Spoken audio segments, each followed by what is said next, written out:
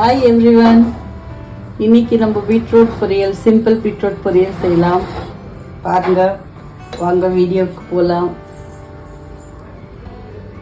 கொஞ்சம் oil, 2 spoons of oil, கொஞ்சம் கடுகு,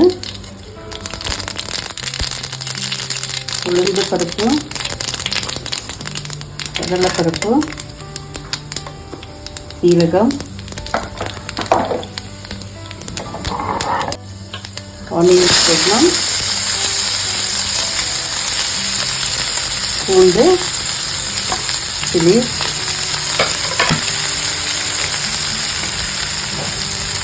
ரொம்ப வதக்கக்கூடாதுங்க, கொஞ்சம் அப்படியே இருக்கணும்.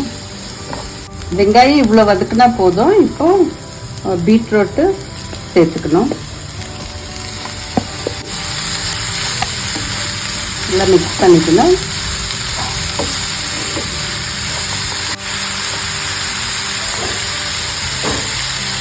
தேவையான அளவு உப்பு சேர்த்துக்கணும்.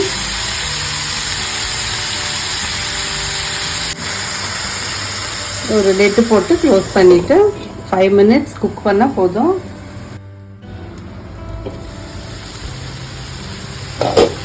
பாருங்க, இது குக் ஆயிடுச்சு, ரெடி. சாப்பிட்டா ரொம்ப நல்லாயிருக்கும் இந்த பொரியல். ரொம்ப குக் பண்ணக்கூடாது, இவ்வளோ இருந்தால் போதும், 5 மினிட்ஸ் போதும், அவ்வளோதான்.